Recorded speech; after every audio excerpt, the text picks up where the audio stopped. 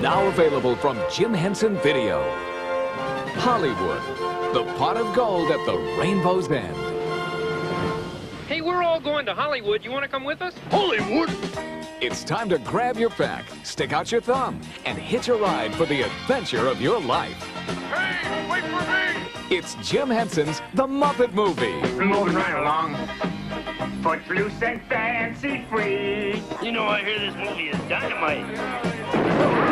It's a story of the open road where hopeful hitchhikers come by the carload. One of them? No thanks. I'm on my way to New York City to try to break into public television. There's Fozzie at the wheel. A bear in his natural habitat. A Studebaker. Kermit guiding the way. Turn left if you come to a fork in the road. Fork in the road. I don't believe that. And a roadside distraction named Miss Piggy. Wow. Hogging the spotlight. Now it's all aboard Everybody on to Hollywood! as the Muppets hit the jackpot. They're the standard rich and famous contract for Kermit the Frog and Company. And Hollywood stars get into the act. Milton Berle, Richard Pryor, Bob Hope, Steve Martin, and others. Would you taste it for us, please? Excellent choice. And now Hollywood will never be the same. Stand by. Here we go. Now you can own the Muppet Movie on video cassette. So we are covering that Muppet, not that Muppet movie. That Muppet Movie. Well, That Muppet Show. I am so on branding with this. It is that movie show. Coming soon, that Disney show and that restaurant show. And that Muppet show. And that Muppet show. Fuck it. Brian Henson's going to need a job soon. Yeah, he's going to get fired. After that one, Jesus Christ. Yikes. It is that movie show. Mike Wendt, Liam Stryker, Bill Neville behind the board, and we are covering the 1979 classic, and I don't say that lightly, The Muppet Movie. The Muppet Movie. It was released June 22nd, 1979. Came in with a budget of $8 million. By the way, the one we did last week, Happy Time Murders, another Yeah. Puppet movie, $47 million. Yeah, I know. This had 8. Yeah. And the technology didn't exist at the time for Yeah. what they're doing. Yeah, they had to make it. Like, there's actually a quote saying that Jim Henson was pushing the limits of the budget Right. to make Oh, this yeah. movie. $8 million. You Yeah. can't get The Rock in a movie for less than $8 million. Right. Let alone 100 puppets.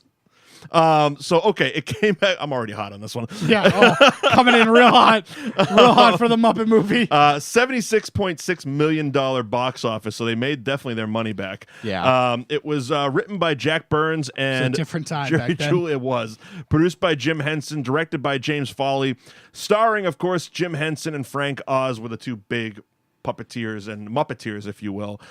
Jerry Nelson, Richard Hunt, David Goelz, another one. Charles Durning was in it, and let me just run down a real quick list of the cameos because there was plenty. Starting right off with Dom DeLuise in the opening scene. Right now. Dom DeLuise, James Coburn, the great Madeline Kahn, Telly Savalas, Carol Kane, Paul Williams, And others. and others. Yeah, what a fucking asshole wrote that trailer. Milton Berle, Elliot Gould, Edgar Bergen, Bob Hope. That one surprised me when I watched it back. Bob Hope, Richard Pryor, Steve Martin, Mel Brooks, Cloris Leachman, Orson fucking Welles. That's the one that's the most nonsensical. And Big Bird. And Big Bird. Fucking Big Bird The shows Big up. Bird. And they diss the shit out of him. Yeah, they did. Like, fucking Sesame Street is like, oh, yeah, cool. This will be fun. Put Big Bird in your movie. And he's like, I'm going to do public television. Nerd!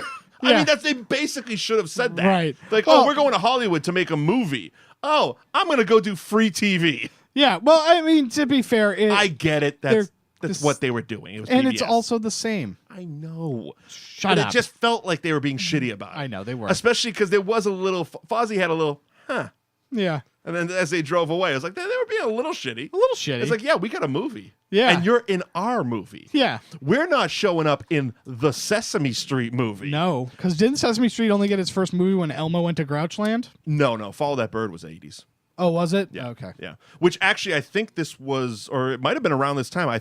Because when I saw it back, I was trying to do my my mental research, which I haven't even done my physical research on.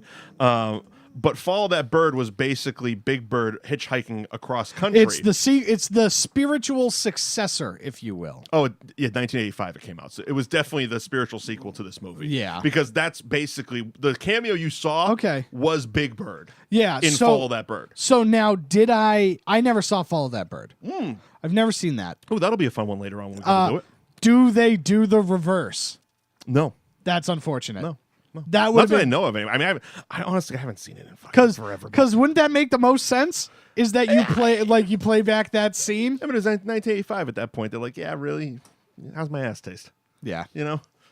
Been there, done that. We're on to the next bit. Yeah, I guess. Muppets are taking Manhattan at this point. Yeah, or solving capers. Solving capers. They're preparing having for a Christmas- treasure. They're on their 4th movie. Yeah. They don't have time for your You're little right. bird movie. That's true. You're right. You're right.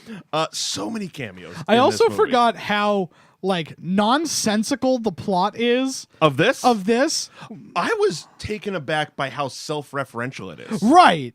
It's like the second they run into Dr. Teeth and the Electric Mayhem and hand them the script to the movie Right. we're watching. Yes. I'm like, oh, the whole thing. How are children following this? Right. There's so many things that watching it, again, you just realize you're like, oh, the bad guy of this movie is so oddly manufactured. It's Colonel Sanders. Right, who just wants to make him the mascot, Right. and then that's the conflict of the movie. Yeah. That's and they actually kind of call him out at the end. Yeah. Like, dude, what are you doing? And then I'm like, oh shit, what is he doing? Yeah. He traveled a long way. Right. By the time they have the showdown in Arizona or New Mexico or Right. wherever they end up having that thing, Yeah. he is so far out of his country fried frog leg jurisdiction, Right. that it's like, why do you care so much about having this frog? And he's like, I wanted to own hundreds of these restaurants. I'm like, well, you're not going to get there by chasing frogs across the country, pal. That's not bad business. Right. You're spending a lot of money on gas. You're hiring multiple hitmen. Assassins, a whole gang of people. It's like, it's just fucking weird. Yeah. Just fucking weird. Funny, actually, so I was looking up, because Jim Henson, of course, also did the TV show Fraggle Rock. Yep. In 1983 was the first episode. And I was, of course, I didn't know this when I was watching. And the closing song to the movie, it actually was also the song that was playing at the end of that trailer we just showed. Yeah. And I'm sitting there and I'm like, watching it back, I'm like, I don't remember the Fraggles being part of this, but that's their fucking music. That is. Dun, dun, dun, dun, dun. Dun, dun, dun, dun, dun, down to Fraggle Rock. Down to Fraggle Rock. And I'm like, oh my God, are the Fraggles going to show Yeah. up? And they Well- never did. And I'm like, oh, maybe it was just a... Well, it's funny, as an adult, when you're a kid watching the Muppets, you don't realize it, but as an adult, you realize that there's only 3 or 4 people that are actually doing all of the voices. Mm-hmm. And you also realize that everything inside the Muppets is recycled. Everything throughout all of their world. Yeah, there's 5 people. Jim Henson, Frank Oz, Jerry Nelson, Richard Hunt, and David Goelz do literally all the Muppets. Jim Henson himself, which it was funny because I realized just doing this research, Jim Henson didn't direct it because he was so fucking Busy being in it. He's Kermit, he's Ralph, he's Dr. Teeth, he's Waldorf, Swedish Chef, Link Hogthrob. Oh, that's the handsome pig. That's the pig, right? At the end. And he's Doc Hopper. And in the standoff with all the henchmen, Yeah. him and Frank Oz were there. Were there in person. Yeah. Frank Oz does Miss Piggy, Fozzie Bear, Animal, Sam the Eagle, another one of Doc Hopper's men, Marvin Yoda. Snuggs, Yoda, Swedish Chef's assistant, and Motorcycle Guy. Yeah. Jerry Nelson does Floyd Pepper, Crazy Harry, Robin the Frog, Lou Zealand, Camilla, and Blue Frackle. All right. All right. Richard Hunt does Scooter, Slatter, Janice, Sweetums. I love Sweetums. I fucking love Sweetums. Everybody loves Sweetums. Beaker, Fozzie Bear, Fozzie Bear's assistant, excuse me. So basically, what they keep saying assistant is not his actual personal secretary, but there's scenes where 2 people have to operate. Yes. So Yeah. these guys are trading off. Right. In particular, and we'll get to it, is the car scene. David Goelz does Gonzo, Zoot, Dr. Bunsen Honeydew, Dogalong, fuck it. Iraqian in El Sleazo Cafe. So that must have been his in physical form thing. Nigel and one of the pigs. Yeah. So wow. So many. So many. So many people. Maybe hire another person, but Yeah. we had Well, look at what happened when they did. we had an $8 million budget. Yeah. One, we had an $8 million budget. Look at what happened when they did. Right? It fell apart. It fucking fell apart at the seams. Yeah. That guy gets pneumonia and dies. What? Jim Henson. Oh yeah, he does. He gets pneumonia and dies. And this whole thing falls apart. Yeah, it really did. His kid shouldn't be doing this shit. No. And his kid is like older. He's like our dad's age. Yeah, he's like 60. Yeah, he's up there. So we open up over a swamp. A Floridian swamp. As you do. And as you do. Kermit the Frog is singing Rainbow Connection. Yep. Took 5 days to film. I can imagine. A lot of this is going to be technical shit because I am marveled by some of the facts I found. I mean, look, here's the deal. Watch the fucking movie. It's a delight. It's a classic from 1979. Yeah. It's, watch the movie. If you haven't seen it already, you should really go watch it. It's fun. But the technical stuff is so like interesting, jaw-dropping. Yeah. This took 5 days to shoot. Jim Henson was submerged in a swamp in a 50-gallon drum for a full day because he's controlling Kermit. There were 3 Kermits for this shot. The electronic one was actually the one strumming the guitar. Okay. And it was a pretty big deal. Kermit took a lot of time. I can imagine. This and the bicycle scene. Yeah, it technically had to have been so much because you can't do what you did because like when you see the Happy Time Murders at the end of it, they show you how they all do it. Right. And it's simple. All right, we're going to throw everybody in green. Everybody's in green. Everybody's in green, and we're just going to have sticks, and then we're going to just puppeteer all the way. We're going to just delete everything in post. And then we'll delete everything in post. Well, you didn't have that ability in 1979. This was all trick photography and hiding wires and all that stuff and submerging Jim Henson in a swamp for a whole day in a 50-gallon drum. I would have flipped out. Yeah. That I would not be able to do. And as he's singing, Dom DeLuise shows up. In a raft. Oh, fucking rowing in a raft. Yeah. Hello. I just winged in from the coast. Yeah. I have my big diamond ring because I'm from Hollywood. Yeah, he's a Hollywood talent agent, and it's the most serendipitous beginning of this thing is because he's like, I want to represent you, and you're going to make, so many people happy. Rich and famous. Right. Well, the thing is that he's going to make millions of people happy. Right. Because that's what gets Kermit. Kermit wants to please the people. Kermit is very altruistic. Yeah, he doesn't want to. Word? Yeah. It's a big word for me. It is a big word, but that's what he wants. He wants.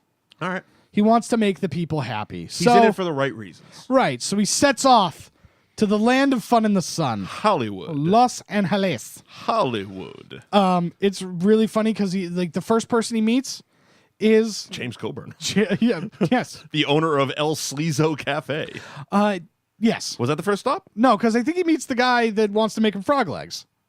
Oh, did we get? Oh, that's right, because the bicycle scene was next. My headphones are just conking out all the time. Anyway, so the bicycle scene, another just absolute technical marvel.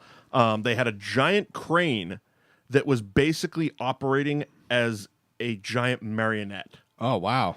He was bolted to the bike. Yeah. And this big marionette crane that was just out of camera view. Right, was just controlling him? Was controlling him and the bicycle and keeping it going. That's cool. It was definitely, and that was one of the things, like, people, it just hadn't been done. Right. And that's like you look at it now and it's like, oh yeah, it's a fucking, I get it. It's a gag. It's a puppet. Yeah. It's a trick. Right. But in 1979, it's nuts. Nobody had shown a puppet before this film below the waist. Yeah. They were all literally sock puppets. Right. It was nuts. It was a forearm up a body. Well, it's like I remember seeing the bottom of Kermit for the first time. You know what I mean? Like the first time I remember ever seeing it was just like, oh my God. And not like sitting on a thing with legs draped no. over, but actually full shot. Full shot, articulating, moving. And it was existing in the world in a way that hadn't been done, at least in my world, hadn't been done. It was crazy. No, this was literally the first time it ever happened. Yeah. And so then they get to the Sleazo Cafe because Fozzie Bear, that's where he does comedy. Yeah, while the dancing girls are off. Yeah, the dancing girls are off. He goes and he does a tight 5. He tries to anyway. Yeah. And Kermit runs in, gets there, and we get a whole mess of fucking cameos right off the jump. Madeline Kahn, I adore Madeline Kahn. Yeah, she's a good one. She is one of the greats. Telly Savalas, who loves you, baby. Carol Kane is in this scene. Who's the fucking piano player? Paul Williams, who I know, of course, is Little Enos Burdett from the Smokey and the Bandit movies. Oh, okay. And just oh yeah, so much great stuff. And yeah, this is where we meet Fozzie Bear. Yeah, Fozzie Bear.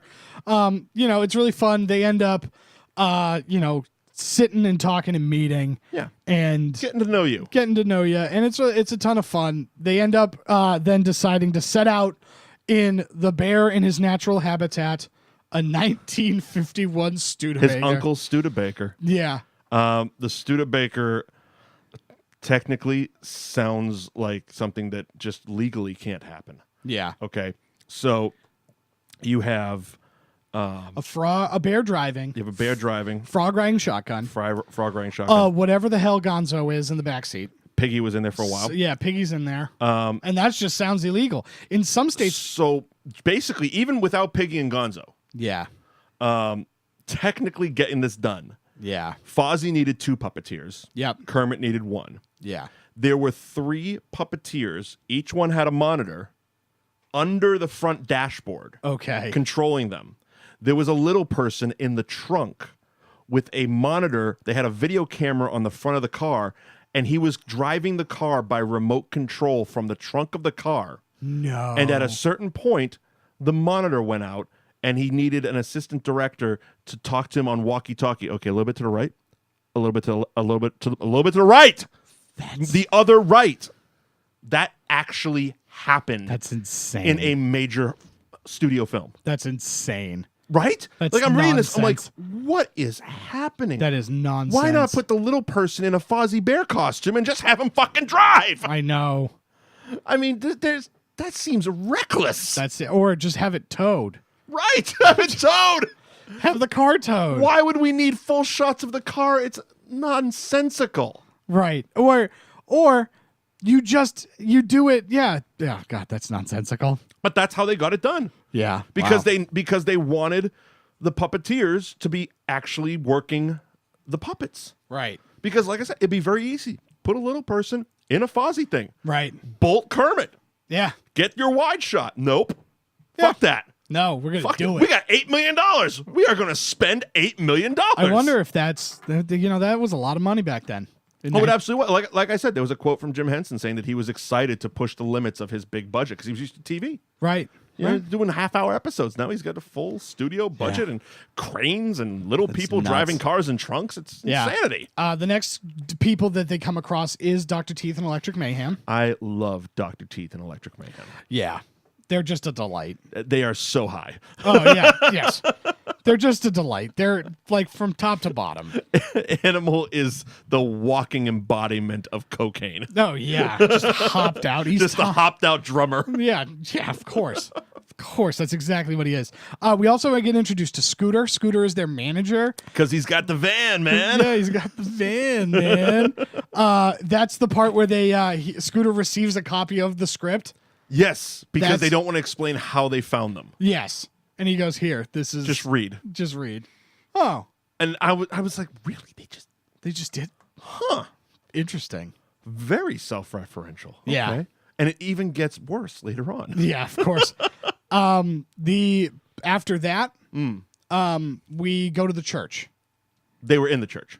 Oh, that's right. They're in the church, and Gonzo's the plumber. Gonzo is the plumber. Gonzo's the plumber, and then in the weirdest love, like you would think that Miss Piggy and Kermit, their love affair is weird, but the one between Gonzo and Camilla the chicken, way weirder.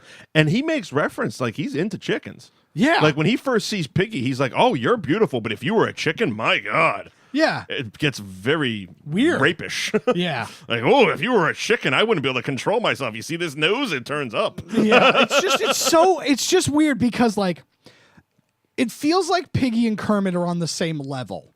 Right? Like the same developmental level. Mm-hmm. Like in this world, I think you're committing sizeism right now. I think you're judging Camilla based on her size. Well, no, because Camilla doesn't speak English. Yeah, but they're Muppets. Yeah, right. Yeah, Thor speaks Groot. Even though he can't pronounce his fucking name, he still calls him Tree. That I realized on my third watching on Blu-ray, by the way. I'm like, wait a minute. He just said he understands him. So clearly Groot is yelling at him this whole time, my name is Groot. And he keeps calling him fucking Tree and Rabbit. Well, what if His name is actually Tree? his name is actually Tree, and he's saying my name is Tree? That is a delightful twist that I love. You know what I mean? I still want the intergalactic adventures of Thor and his friends Tree and Rabbit. Yeah. That has to happen. Give me a fucking 10-part My Netflix. still, and not to drop down that rabbit hole again, but my favorite thing has to be when they show up and Steve Rogers, the MVP of the entire thing, looks at him and goes, "I thought you were dead." And he goes, "No, and look, it's my friend Tree and Rabbit. I am Groot." And This is my friend Tree. look, here's the deal. There's mutant evil alien dogs over there. There's a weird sorcerer person over there. I'm fighting with the at the same time most advanced and not advanced race ever. I'm Steve Rogers. We'll deal with this later. Let's go. Let's fight. Let's go. I can't. Moving on. So, and then Gonzo and Camilla are fucking. yes, of course. And then Sweetums is there. He was at the used car lot with Milton Berle, wasn't he? He was definitely with one of the cameos. Oh, so then he was at the used car lot, I think.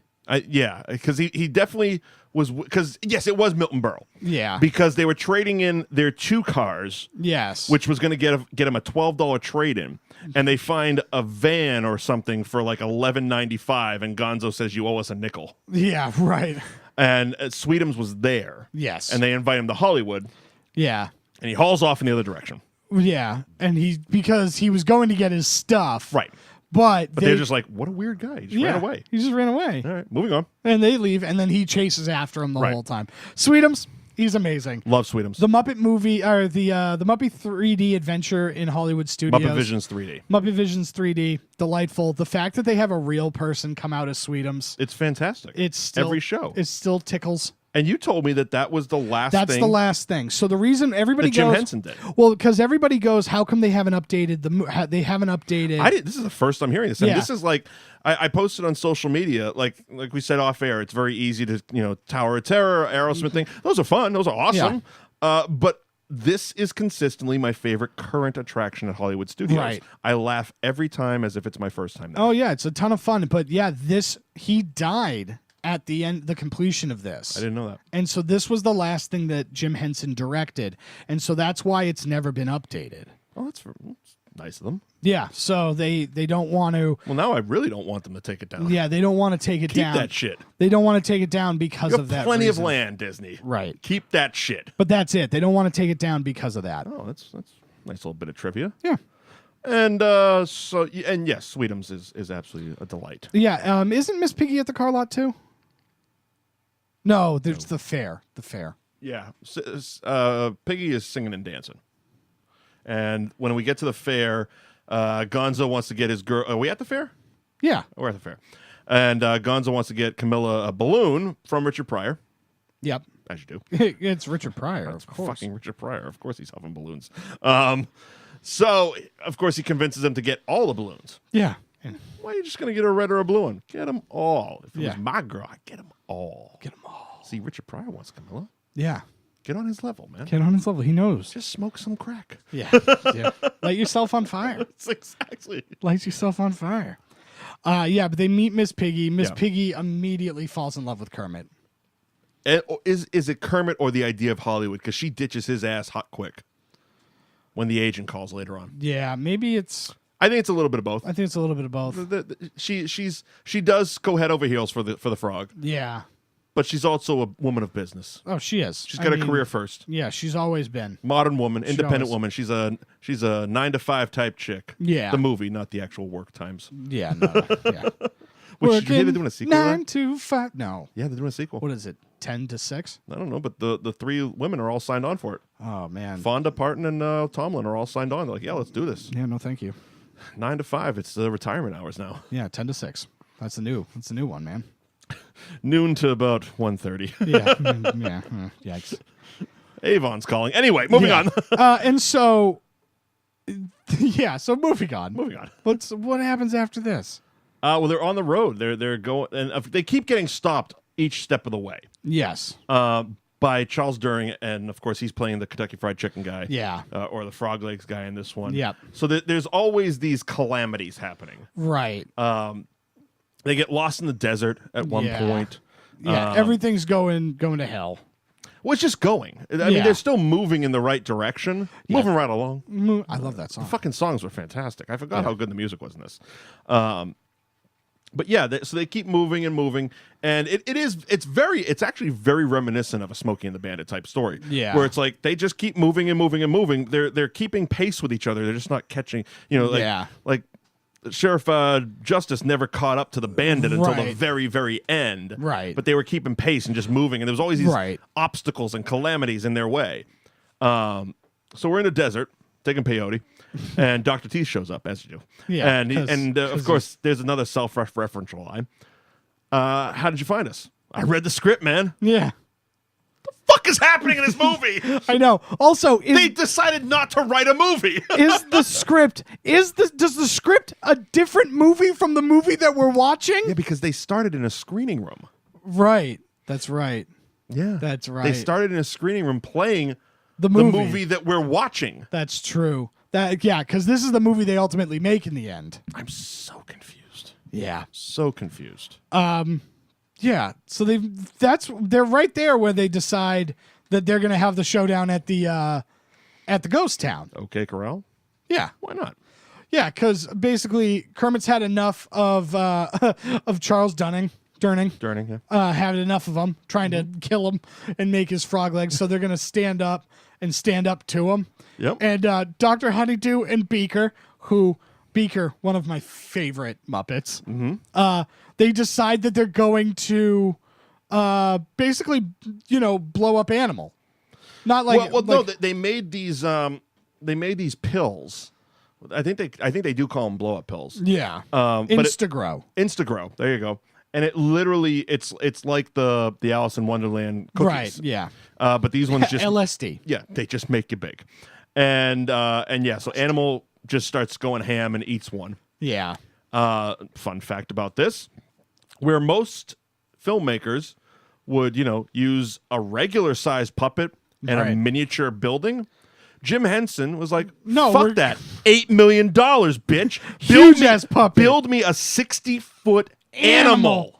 And he did. Yeah, what an animal. He did, and he wrecked an entire house because fucking $8 million.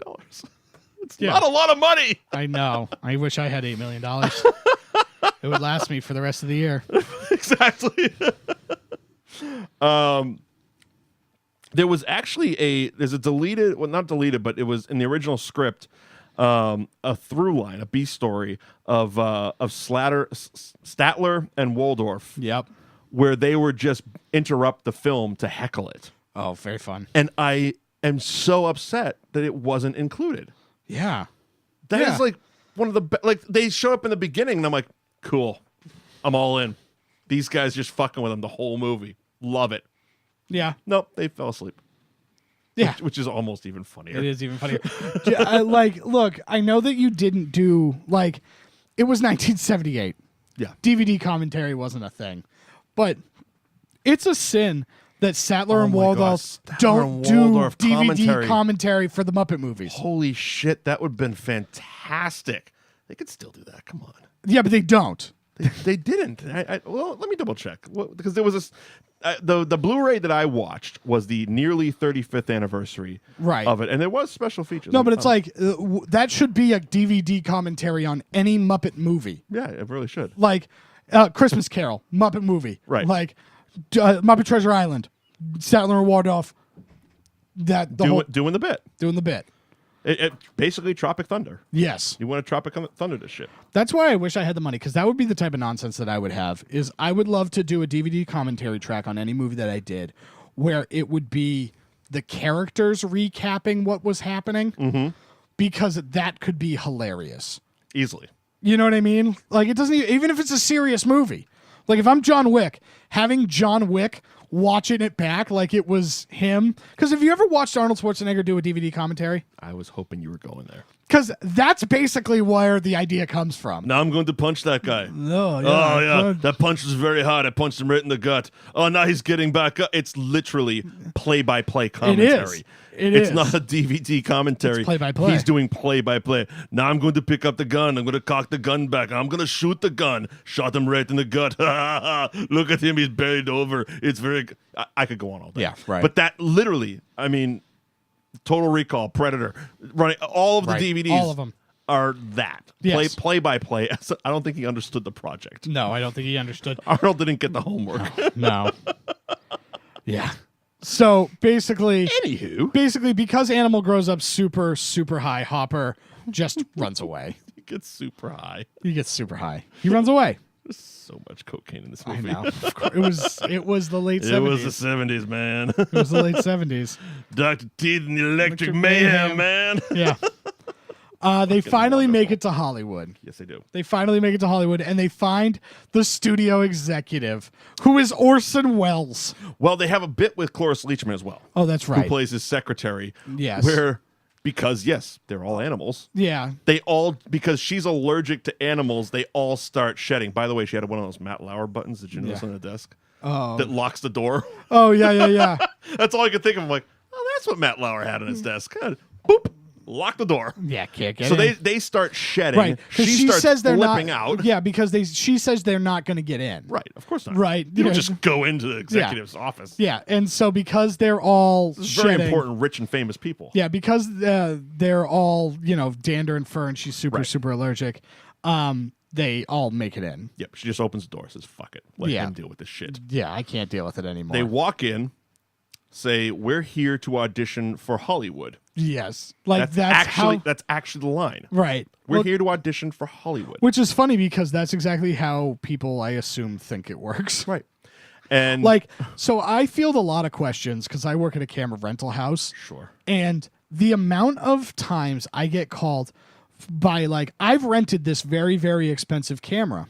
How do I make it cinematic? What now? How do I make it cinematic? How do I make it look like a movie? Uh-huh. The amount of times I get that call. You film it? It's like, it's not the camera. There's not a setting on the.